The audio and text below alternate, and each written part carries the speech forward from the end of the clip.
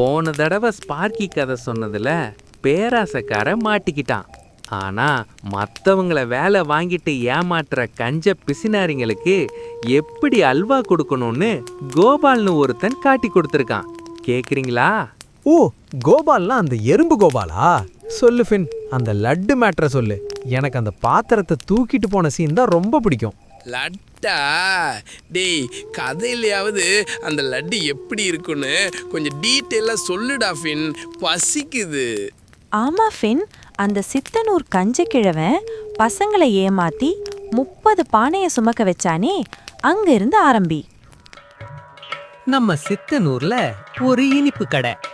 அங்க இருக்கிற லட்ட பார்த்தா வாயில எச்சி ஊறும். ஆனா அந்த கடைக்கார கிழவனை பார்த்தா ரத்தம் தான் ஊறும். அப்படி ஒரு கஞ்சன் ஓசியில உல்லாசமா இருக்கலான்னு பாக்குற ஆளு. டேய் மங்கி பயலுகளா, அப்படியே நிக்காம அந்த குயவர் வீட்ல 30 பானை இருக்கு, அதை அப்படியே இங்க கொண்டு வந்து வைங்க. உங்களுக்கு ஸ்பெஷல் ஸ்வீட் தர்றேன். தாத்தா, ஜாங்கிரியா இல்ல லட்டா? அட அதான் சொன்னனே, கொண்டு வாங்க, அப்புறம் பார்க்கலாம்.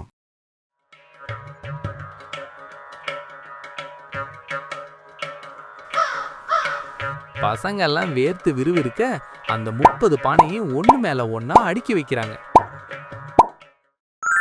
தாத்தா, பானையெல்லாம் வந்தாச்சு, இனிப்பு எடுங்க. எந்த இனிப்பு? நான் என்ன சொன்னேன்? அப்புறம் பார்க்கலாம் தானே சொன்னேன். இப்போ அதையே தான் சொல்றேன். போங்கடா, அப்புறம் வந்து பாருங்க.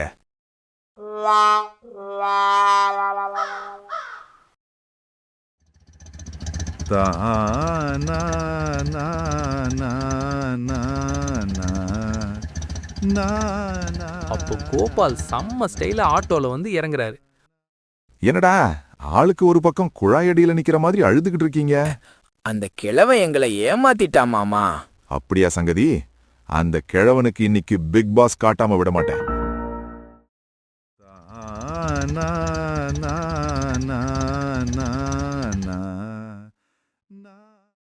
நீங்க வெளியே நில்லுங்க.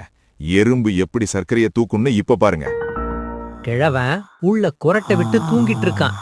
கடையில அவனோட சின்ன பையன் மட்டும்தான் இருக்கான். கோபால் நேர போய் ஒரு லட்டு பாத்திரத்துல கைய விடுறான். ஏய், காசு கொடுக்காம லட்டுல கைய வைக்காத.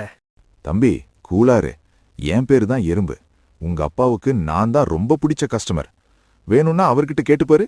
அப்பா, ஒரு எறும்பு வந்து லட்டையெல்லாம் அள்ளி அள்ளி சாப்பிடுதுப்பா. டேய், எறும்பு வந்தா விரட்டுடா, இல்லைன்னா அப்படியே விட்டுடு. அது பாவம் சின்ன பூச்சி, எவ்வளவு தின்னுட போது. தூக்கத்தை கெடுக்காம போடா.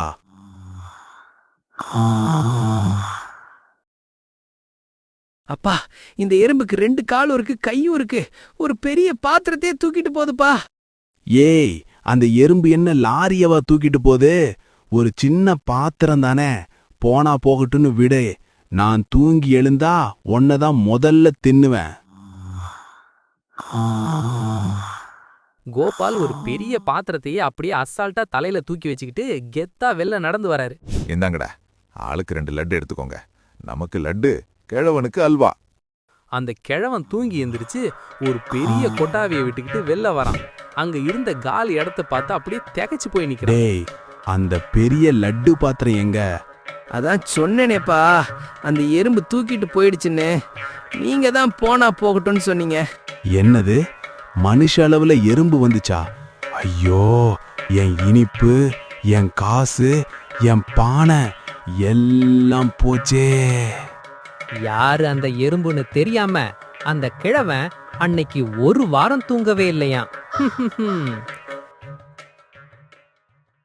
பாத்தீங்களா, அடுத்தவனை ஏமாத்த நினைச்சா எறும்பு கூட யானை மாதிரி வந்து நம்மள மூட்டிட்டு போகும். இந்த வீடியோ பிடிச்சிருந்தா லைக் பண்ணுங்க, சப்ஸ்கிரைப் பண்ணுங்க. அடுத்த கதையில பாப்போம்.